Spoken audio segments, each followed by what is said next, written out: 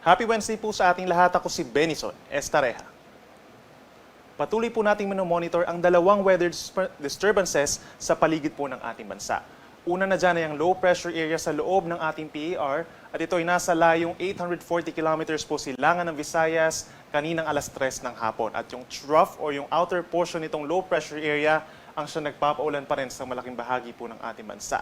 Samantala, ito naman pong si Bagyo with international name na Bolaven, isang super typhoon or malakas na bagyo na po at huling namataan 2,280 kilometers po sa silangan ng Northern Luzon. So walang direct effect itong si Bolaven sa alinmang parte po ng ating bansa. Base po sa forecast model ng Pag-asa, kung mapapansin po nila, itong low pressure area sa loob ng PAR sa silangan po ng Visayas, within the next 24 hours ay posibleng unti-unting lalayo po ng ating kalupaan at magiging parte na lamang po ng outer portion nitong si Super Typhoon Bolaven. At ito naman po si Super Typhoon Bolaven, kung mapapansin din po nila, within the next 24 hours ay kikilos pahilaga at pahilihis palayo po ng ating bansa patungo po dun sa may northern portion of Pacific Ocean. Kung mapapansin din po nila, walang inaasahang pag-enhance ng habagat or southwest monsoon itong bagyo or magi itong low pressure area within the next 24 hours. Samantala, kung mapapansin din po nila sa loob ng 24 oras or hanggang bukas, possible po na may mabuong circulation at worst case low pressure area somewhere po sa may paligid ng Palawan, either sa may Sulusi or sa may West Philippine Sea. At ito pa rin po magpapaulan sa malaking bahagi ng Southern Luzon, Visayas, and even western section of Mindanao sa mga susunod po na araw. Samantala, kung mapapansin din po nila, itong hangin galing sa may mainland Asia ay siyang umiihip po papunta dito sa may Northern Luzon at ito po yung northeasterly wind flow, yung hangin galing sa Hilagang Silangan na siyang posibleng magdala po ng minsan malalakas na hangin at mataas na alon doon sa may extreme Northern Luzon. Within the next 12 hours or hanggang bukas po ng madaling araw, malaking bahagi pa rin ng bansa ang magkakaroon ng mga pag-ulan, bagamat kalat-kalat po ito at hindi tuloy-tuloy na malalakas. So asahan natin mataas ang tsansa ng mga ulan dito sa Luzon, over Calabarzon, Bicol Region, and Mimaropa hanggang bukas ng madaling araw dahil po dun sa trough ng low pressure area sa silangan po ng Visayas. Habang dito sa may Northern and Central Luzon, base na rin sa ating latest satellite animation, kung mapapansin nila bahagyang maulap at minsan maaliwalas naman po ang kalangitan natin ngayong gabi hanggang bukas ng madaling araw. Dito naman sa malaking bahagi ng Visayas, asahan pa rin po ang makulimlim na panahon at mga pag-uulan lalo na dito sa may western and central portions. Dulot po yan ng trough ng low pressure area. So walang kinalaman sa bagyo. At dito naman sa may parting summer provinces, bahagyang maulap hanggang maulap ngayong gabi. At possible din po yung mga pulo-pulo at malalakas na mga thunderstorms na 1 to 2 hours. Samantala sa Mindanao, pinaka-apektado ng mga pag-ulan dulot ng trough ng LPA ang Zamboanga Peninsula, Northern Mindanao, Caraga Region at silangang bahagi pa po ng Davao Region. So mag-ingat pa rin sa mga posibleng pagbaha at pagbuho ng lupa. Habang dito naman sa Bangsamoro Region at dito rin sa may Socsargen and rest of Davao Region, bahagyang maulap hanggang maulap sa susunod na 12 oras at meron din tsansa ng mga localized thunderstorms.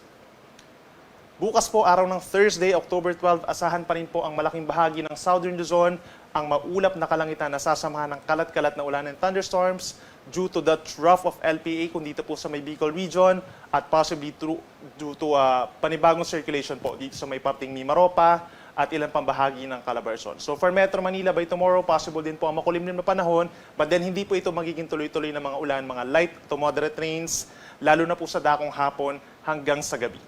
Samantala sa may Northern and Central Luzon, by tomorrow, asahan pa rin po ang fair weather conditions sa maraming lugar, then bahagyang maulap hanggang maulap naman dito sa mga kalapit lugar po, dito sa may Bulacan, Pampanga, Bataan, and Aurora. Then asahan lamang po yung mga saglit na mga pag-ulan dulot ng localized thunderstorms. Sa hapon po yan hanggang sa gabi, lalo na sa may Cordillera Region and Ilocos Region.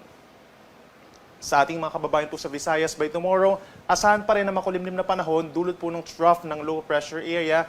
So asahan yung mga kalat-kalat na ulan, light to moderate with at times heavy rains po yan.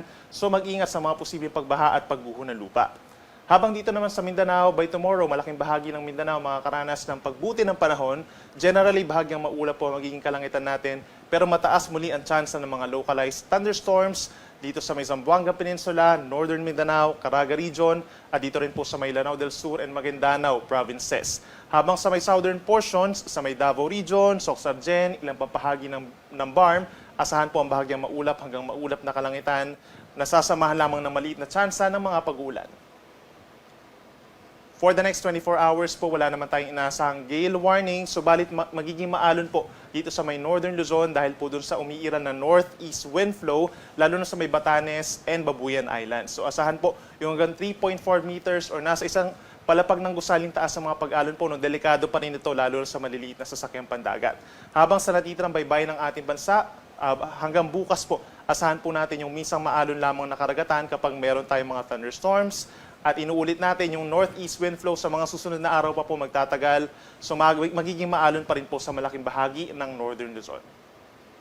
And for the next 3 days, asahan pa rin ang maulang panahon in many areas of Mimaropa, Western Visayas, and western portion of Mindanao dahil dun sa posibleng pamumuupo ng low pressure area dito sa may parting Palawan na siyang unti-unting kikilos palayo ng ating kalupaan patungo po dito sa may bansang Vietnam. So asahan pa rin yung trough nitong LPA magpapaulan doon.